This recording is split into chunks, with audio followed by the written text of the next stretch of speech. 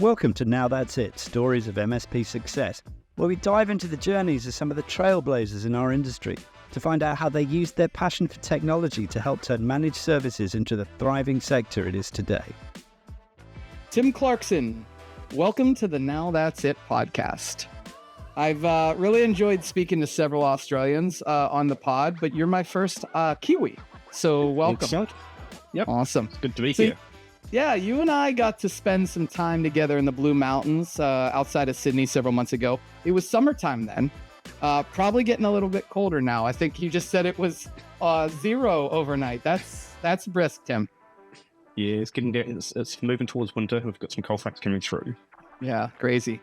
So you're the founder and managing director at OxygenIT, a service provider delivering enterprise-level IT services to small and mid-sized businesses in New Zealand. Thank you for joining us. I really appreciated getting to know you over the last year. I think most people that know you would say that you enjoy talking about your entrepreneurial journey. That's the one thing I really like about you is you've always shared, if my story helps somebody else, then that's great. Then that's why you tell it. So thanks for telling us the story today, and we'll get right into it. So as a young lad, and very similar to many young individuals, you finish university and you enter the workforce. But did I read this right? You were going to school for accounting and finance, but then you started working with computers? Yeah, I came out in an accounting degree in 91, 92, and it was a recession. So I had a half-time job doing accounting and got a 20-hour-a-week job doing IT. And within about 2 months, realised I was not going to be an accountant. Well, maybe I would be, but I wouldn't be successful. I'd be in jail.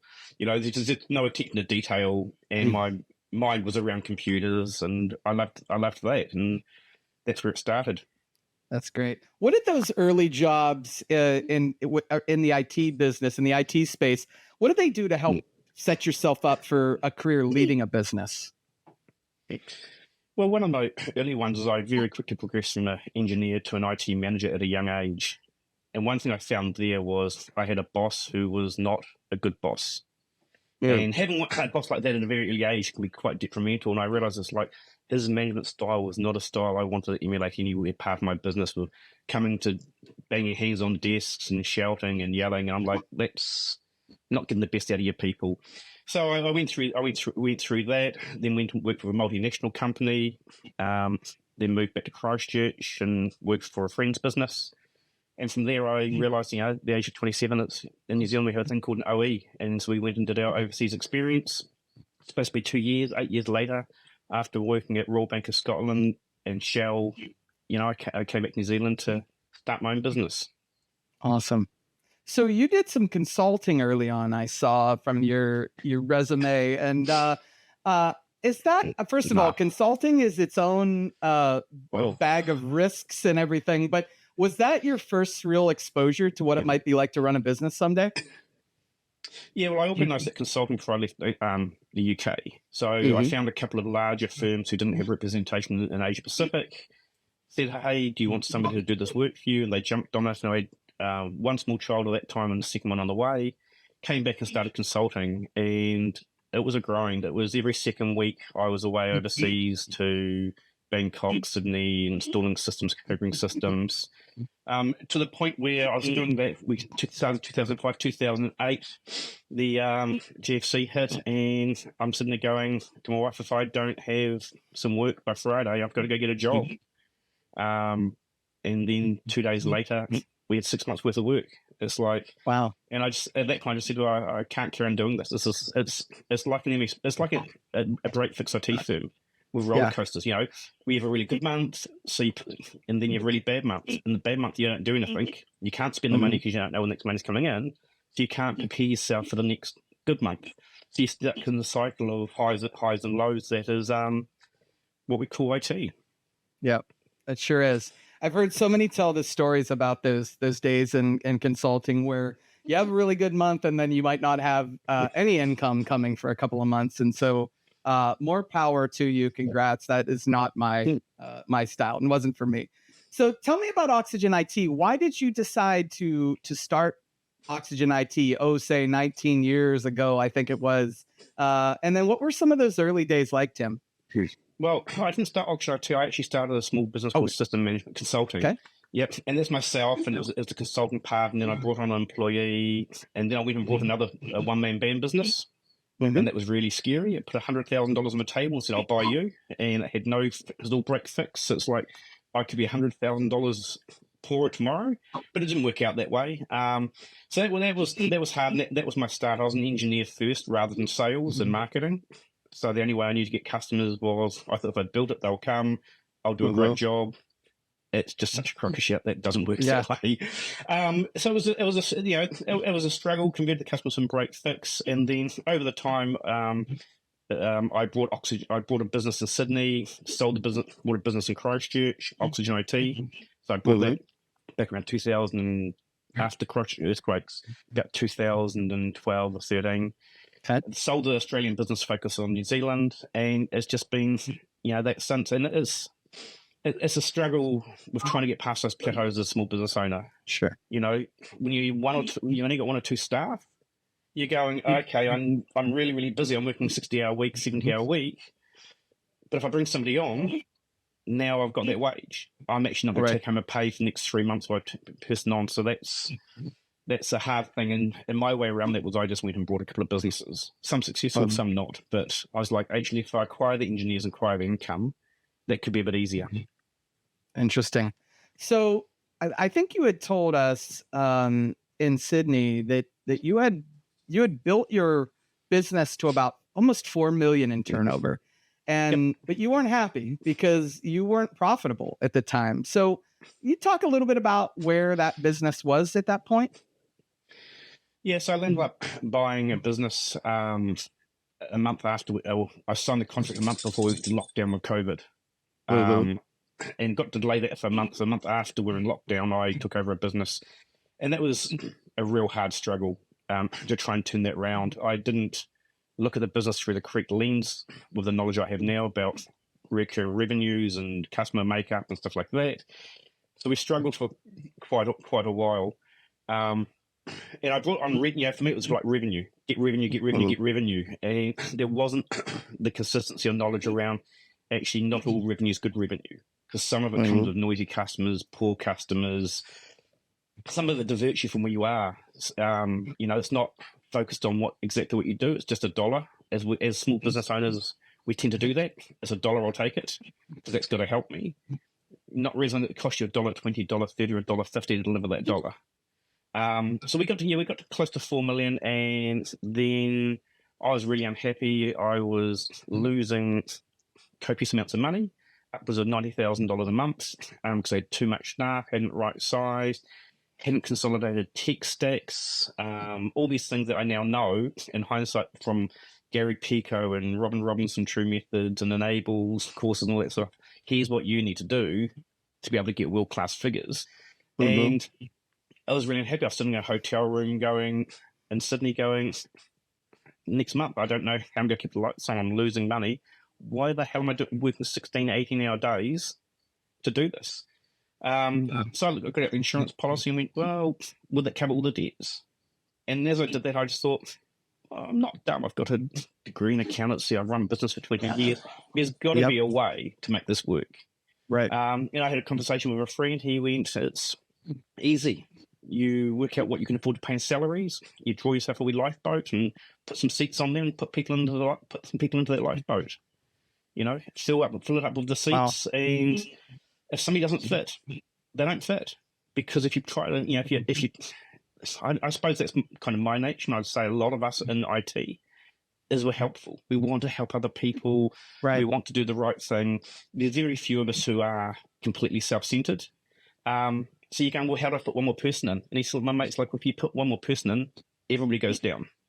Right. And the hard reality was all of the other people would go out and get jobs tomorrow. They're employees.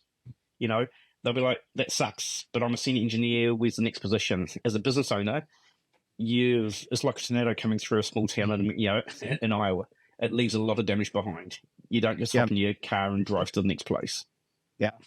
That had to be awful, Tim. I mean, you're obviously, you're thinking to yourself, man, I got into this to be, to do what's right. And help other people out. And to your earlier point, you had brought people on, and their families, their lives depended on what you were delivering, but you couldn't do that. And so you had to make a tough decision. You realized you're overstaffed, and you had to start to lay some people off. And so maybe talk a little bit about what was sort of your process to get out of that hole. What were some of those strategies? Obviously, righting the ship from a technical perspective, getting the right stack in there, and hiring the right people or keeping the right people.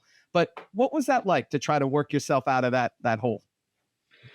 Well, I mean, like, as much as you say I had to get rid of people, is a few people self-selected. So we had a meeting. I said, here's the situation. I've tried to do this all by myself, and I think too many of us, as owners, we get very fearful of discussing the figures and profitability of the business and the business with our staff, because they're going to see, oh, you make this much money, I want a pay rise. But what that leads to is all these people didn't know the position we're in. Right. Like, all they saw was the consequence. We couldn't pay this bill. This credit card didn't go through. What the hell's going on? Which caused enough nervousness. So I sat down and just went, okay, here's the situation. Here's what we have to do. Some people went, well, you know, there's one person working for us, and they put their hand up and said, I'll go get another job elsewhere. I like you guys. I like the business. I'd love to be here. But if I'm here, the business isn't here, I'll go. You know, and we still keep in contact. So the first thing was, you know, get to zero. My only goal in those first 2 or 3 months was get to zero. If I stop losing money, I then have a runway where I can think, how do I make this better? But if you're in a hole, stop friggin' digging. So we stopped digging. We cut expenses. We went to vendors and said, look, hey, here's the situation. We're screwed. We got a business, you lose as a customer, but can I have 3 or 6 month kind of gratis period, or stop paying, you know, like, I'll turn your service off. You know, it's not critical to the business. I love it, but I don't need it. Some of them went, we'll keep it running because hopefully you're here in 3 or 6 months' time. You have to be a customer. Like, absolutely. So rationalization of services, cutting everything back that wasn't critical, got me to zero. Got to zero, then took the time, and I sat in my garage making gin over a summer. Being a moonshiner, watching that still drip as I watched Gary Pico videos and Robin Robbins videos and all the stuff I could know. Okay, here's what world class looks like. Here's what best in class looks like. Where are we? And then working out the plan. What do we need to get there? Okay, well, we've got 3 different. Stop changing products because you're an IT engineer. Oh, that antivirus looks really good, or that MDR looks really shiny. It's got this new feature. Makes no difference. Pick one, get everybody running it, train your staff, and that's where our operational numbers. You know, we were almost a ticket per endpoint, and well over half an hour per endpoint per month, down to we're 0.3 of a ticket per endpoint, and we're doing about 0.2 of an hour. So those things make a huge difference. At the same time, I kind of looked forward and went, "Where's automation going?" So even though we're not a huge business, I was like, "Let's get everything automated we can." Make my staff happier, less dependent on level 1, level 2 staff coming through. So we put automation in to help drive those numbers down. And I'd also say it's not just one thing. So as much as I'm going on about operational, I'm like, no, to run the business, you can't just do operations. And so I'll get this going really well, and then I'll do marketing or sales later. And then I'll do sales marketing, and then I'll do my hiring processes after that. So as much as I focus on operational numbers, in hindsight, I realized I was absorbing a lot of marketing and sales information at the same time to start slowly getting that stuff out there. Because I think that getting operationally efficient is fantastic. It will increase us from like minus 20% net profit to plus 20% net profit. That's amazing. But 20% net profit of $10 is still only $2. You know, you have to take that $10 and make it $1,000. And that's just, but you don't want to go from minus 20% on $10 to $1,000 to now I'm losing $200. So you want to get operationally efficient as quick as possible, right? You know, but you also at the same time have to build up your sales and marketing. And people, I caught in the same track for about a year to 18 months. Where's the easy button? Yeah. I'll use an external lead generation company. Bang, yay, that's going to sort it. I'll do this and I'll send out some marketing. And I didn't get 10 new customers knocking on my door. So I'm like, well, that didn't work. I'll move on to the next thing. Right. Marketing is, I'm coming to realize, is a 1 to even 3 or 4 year process. And I'd say don't aim for perfection. You don't want to put out. I watched this video, and this guy said, you need to do I wanted to do a YouTube kind of webinar type thing. He said, your first one's going to suck. So either it can suck in 3 months' time while you try and get it perfect, or it can suck today. And if it sucks today, that's one more step towards getting good. So in 3 months' time, you'll have a good one. But rip that band-aid off, and something that's horrible, like our marketing going out initially, absolutely yuck. Yeah. We weren't following up correctly, but it was going out. Good. And you have to just make a start. That's good. Yeah, I love that you mentioned operational efficiency is sort of your foundation. You want to get that right first, but you can't stop there. It's because there's no house to live in if you don't figure out go to market and all the rest. So I love that you called that out. One of the other things that you mentioned, Tim, was that when you went through those tough times and you came to your employees and you said, this is the situation that you were in, a lot of them were surprised because you weren't as open with your finances. That's changed, hasn't it? You're quite a bit more open with your team. Well, it was quite funny. I sit down with one of my guys, and he'll probably watch this, and he's about to move cities. And I'm like, I'll sponsor you to move cities. Do whatever you need to do. Don't want to lose you. He's like, and he can simply sign some new contracts. Like, I want a pay rise. And I was just gobsmacked. I'm like, not saying he didn't deserve it. He's a fantastic person, and I think he deserves the money. But I'm going, in my back of my mind, I'm going, where the hell am I going to get this money from? I'm struggling, just coming out profitable. I have creditors, all this other stuff I'm paying off, and I'm trying to get the balance sheet in order, the cash balance, so that the business is healthy. And going, And then I read The Great Game of Business, which is a highly recommended. There's some really good stuff you can pull out of there. So I sat down, I took them onto the pub and said, okay, here's a napkin, write down how much you think out of each dollar I get to keep. And one was 70 cents, and one person was 50 cents, and I went, I wish. And I went, the average MSP, 23% MSPs lose money. Yep, I know, I was one of them. And at some point, the average MSP is between 8 to 10%, depending on who you listen to. And the guy that asked the race said, why would you do it? I said, he said, why would you go through all the effort you're doing if you're only making 8% on those dollars? I said, I just said to him, because we can do better. We can get 20, 25, but we all have to do it together. And afterwards, he said to me, I felt sorry that I asked you for that pay rise. I said, no, you were entitled to ask, and I'm entitled to say no. But I'm entitled to say no by giving you the facts, not just saying no and looking like a douche. It's like, here's why. And now he's got, a decent pay rise kind of a year later. I'm like, it's with the business. The business will do what it can do to support everybody. But the business, first and foremost, you got to realize, has to look after itself. Yeah. And I see a lot of negative stuff sometimes on YouTube about people saying, businesses will throw you out and they're not in it for you. And there's maybe some businesses, but at the end of it, if you give in to one person, well, you could lose 9 or 10 people because the business goes under. So you don't want that. So now we do, I try to do a quarterly, take them through a P&L, balance sheet, cash flow.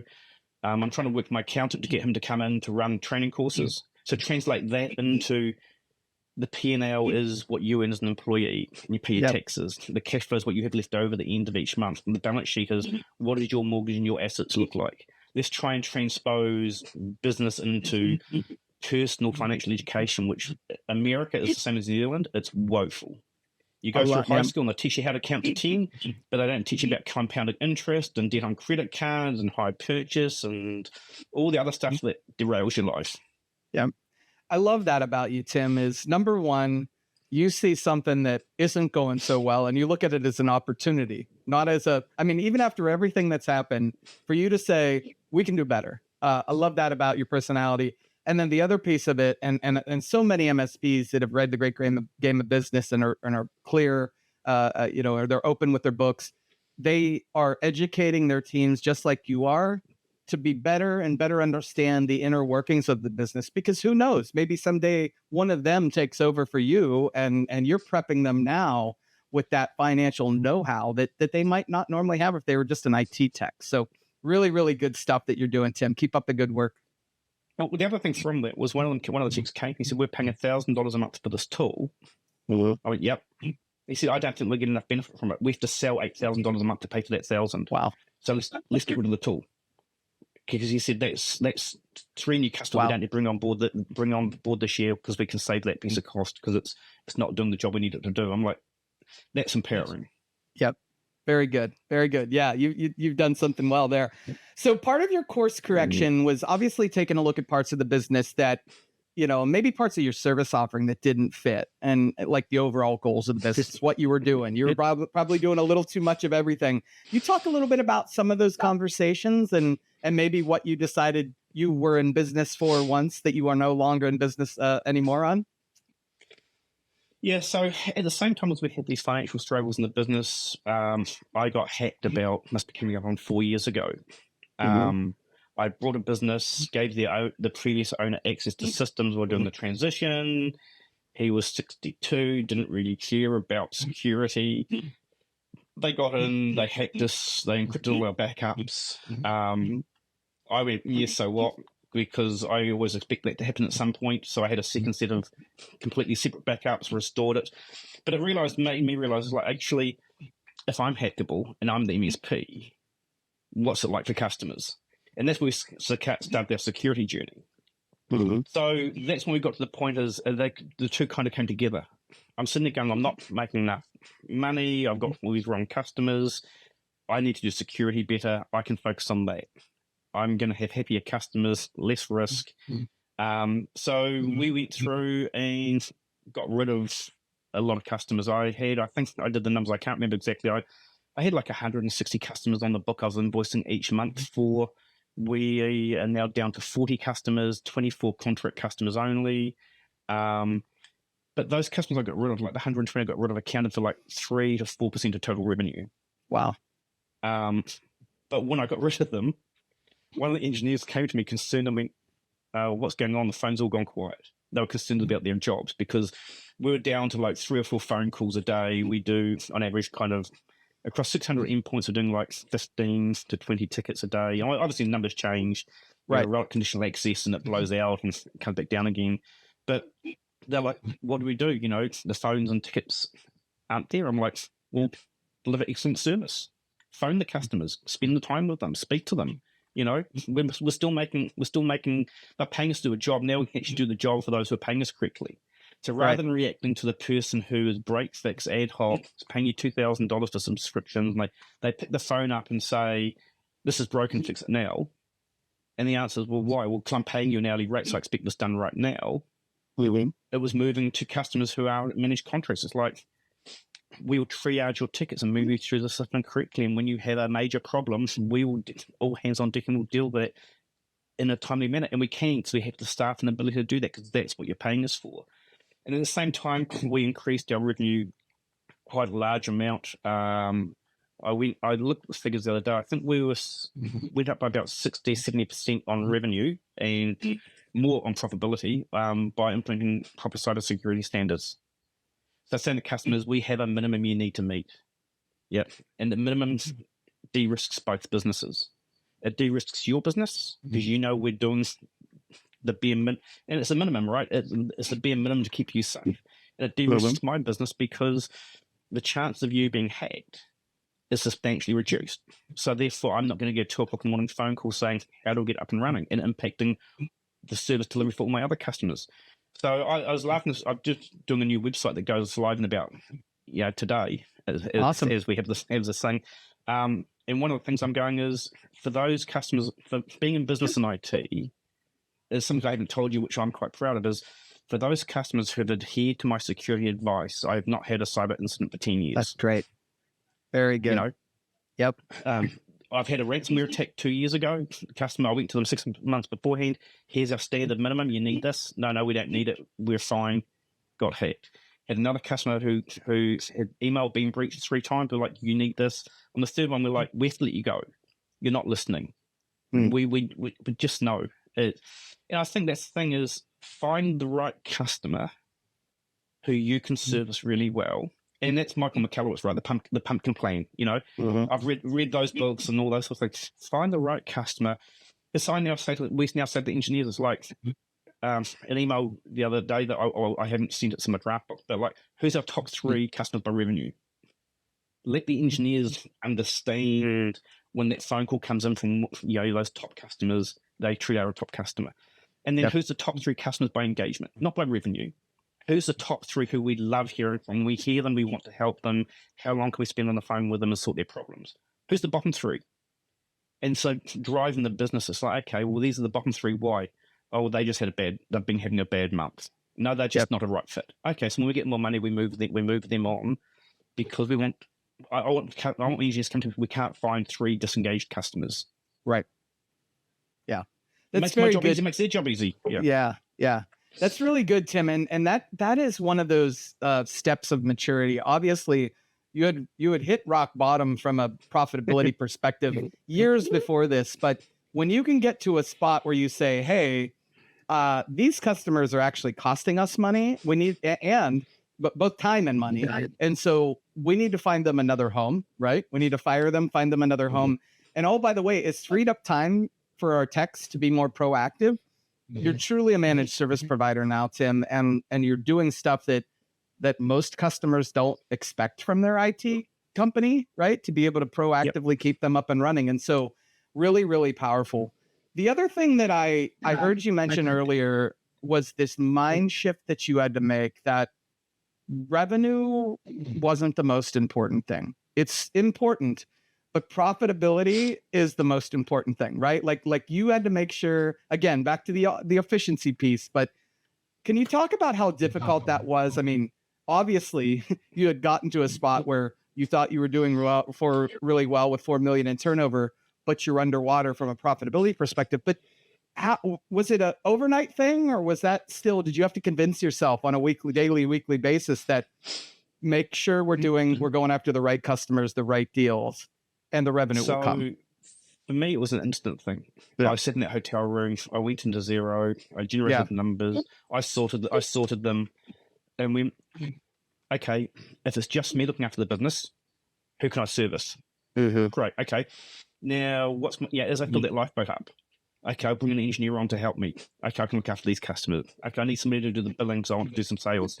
Okay, that didn't give me any more customers, but filled another seat. And I just went through and went, that's what I have to do, because I was in such a bad position. I didn't have the luxury of, in the next 6 months, maybe I'll sign a contract and get out of this. I'm like, if I don't sort this tonight, I can't go home back to Christchurch, and then we put $250,000 back on the house and finance the business to get through it.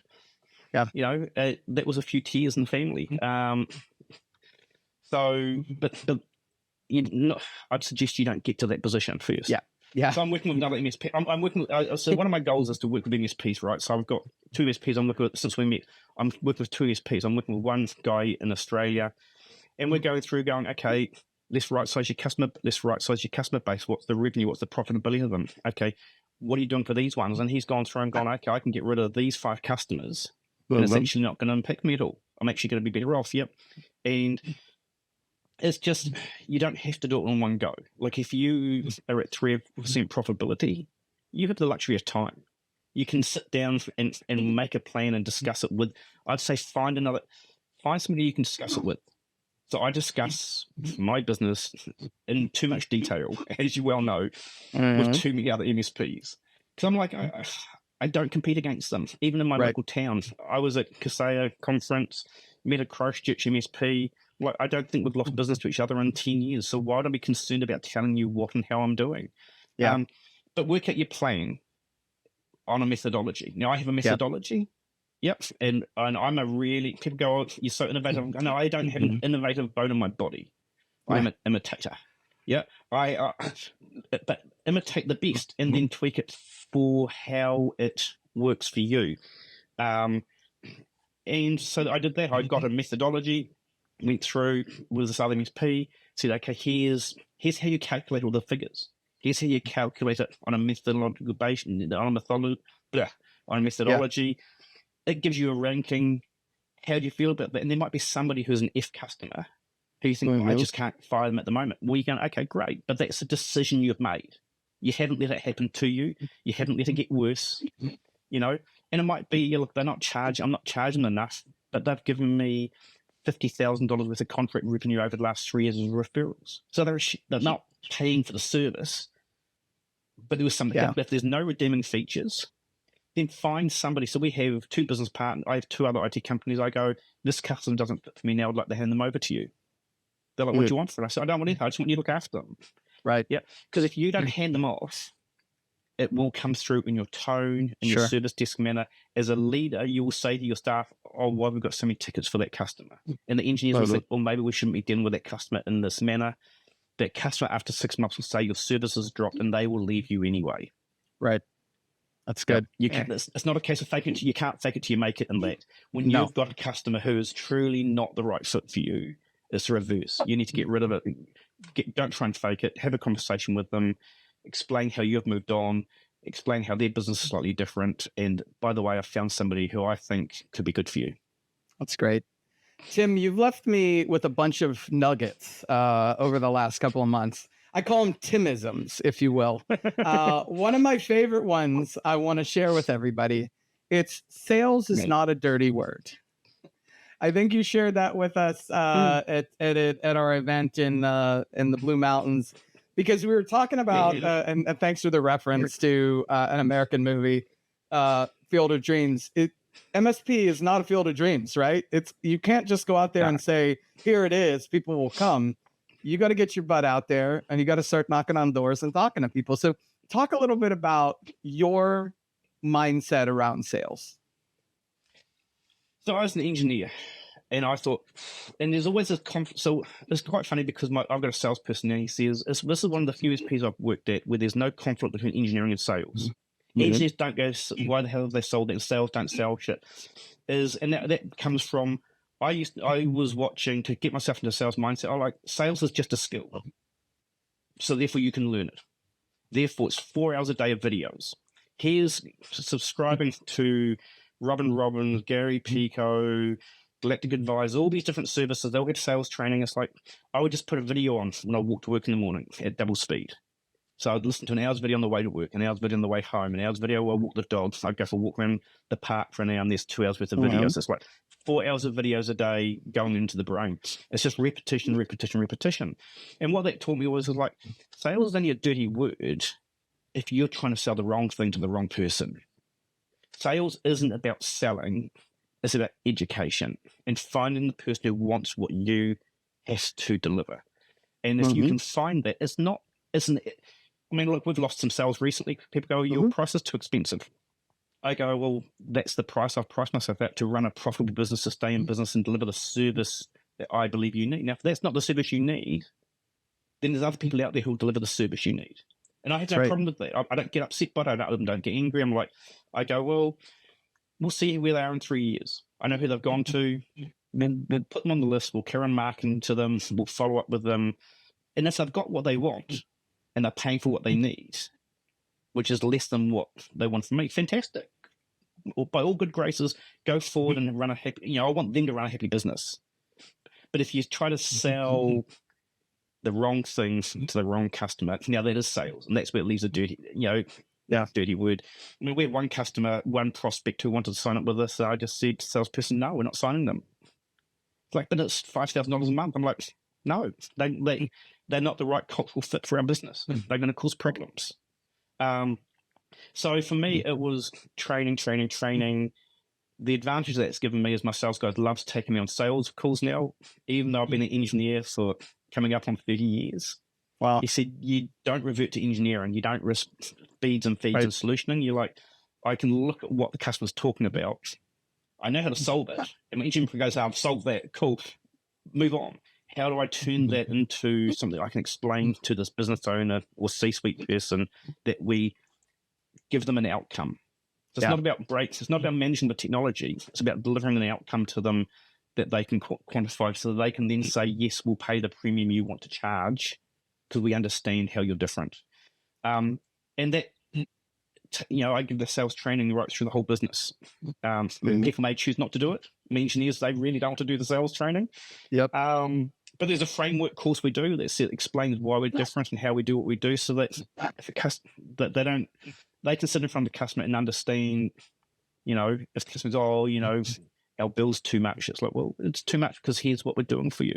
We have all these different departments who do different things. If you go to a one-man band, and there's nothing against one-man bands, I was there, and we have a need for them, and I've seen some negative things in the past. They service a great job for the right customer. but our price goes up as we deliver more departments. Awesome. So Tim, you mentioned you have a 30-year short IT career, 30-year IT career, and you have experienced some things that I think a lot of folks would have never experienced. But what would you tell young Tim when he was just about ready to start his IT career that you know now that maybe you didn't know then? So I went through school and tried to get expelled. They tried to expel me from school because I just didn't really enjoy it. I was like, I'd turn up and go, what are we taught? The textbook, at the end of the year, I'm out of here. And so I lacked self-belief. I failed English. I couldn't write really well. That had a massive impact on my ability to do sales. So I didn't go down the sales route because I couldn't write proposals. I'm like, I'll be an engineer because if I pull this widget or this lever, something happens. It's easy. It's mathematical. It's logical. So if I'd gone back, I'd be going like, sales is, even if you're an engineer, sales is really important.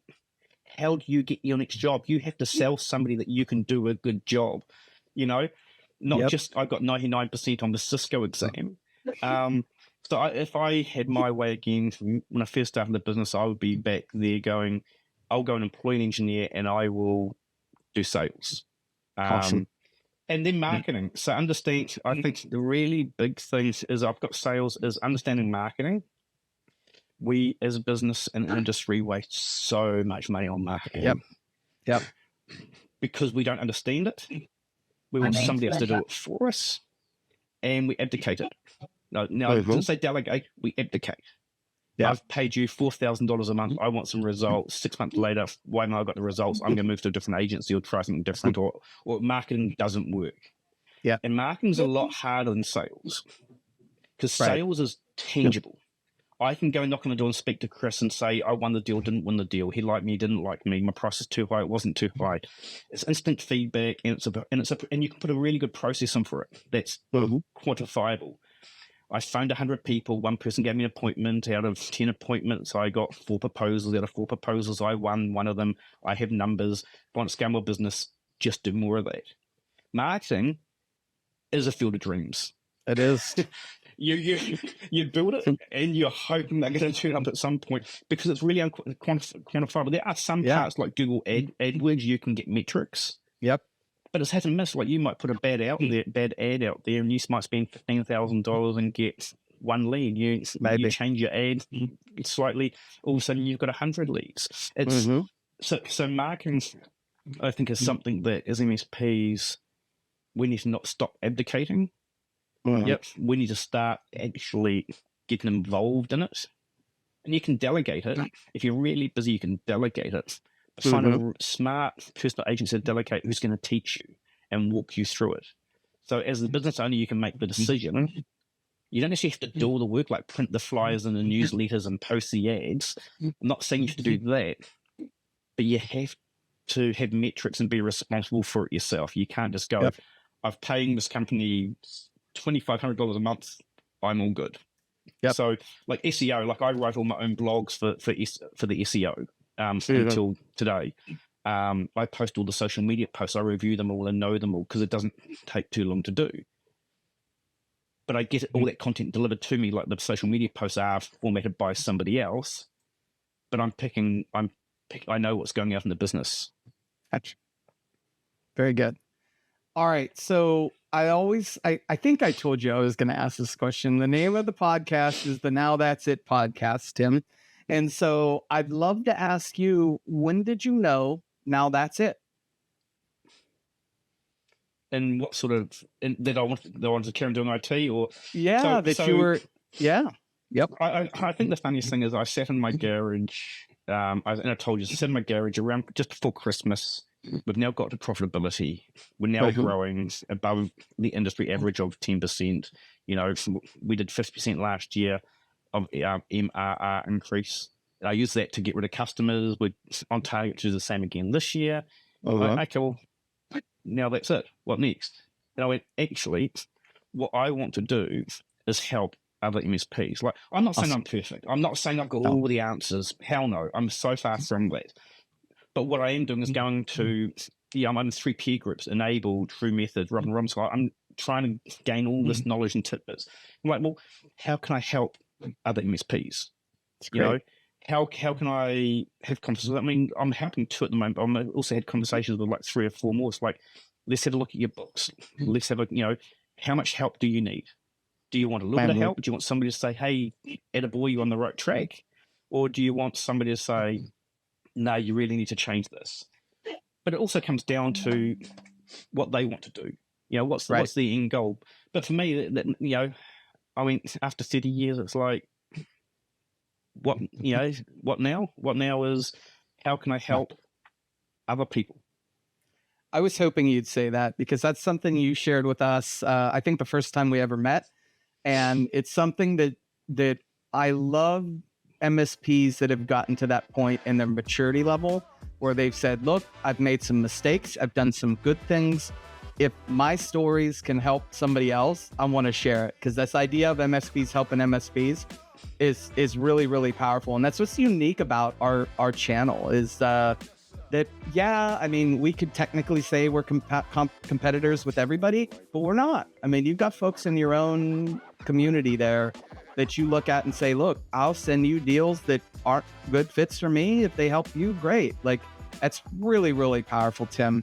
Tim, I really want to thank you so much for joining the pod this week. You're an amazing individual. I'm glad I got to know you. I can't wait to see how OxygenIT continues to be profitable and grows over the coming years. I wish you and the OxygenIT team the absolute best of luck in the future. Thank you so much. Well, thanks for having me along, and hopefully, as I said, hopefully this conversation can help another MSP realize it's not all shit. And in closing, you know, you said about helping the community. You know, we do help. Like, we are very helpful. You just find the right people. And I put, and rather trying to close one new customer against a competitor in my local market, I'd far rather go for a beer with them. You know, great. Having a beer with somebody who understands the struggles we go through, because you can't take it home to your family. You can't take it home to your business partner. You need somebody independent who you can go have a beer with and go, I've had a really shit week. And they go, yeah, so do I. Let's have a chat about the shitty customers. So, hey, look, thanks for having me on board, and hopefully this helps another MSP up there. Thanks so much, Tim.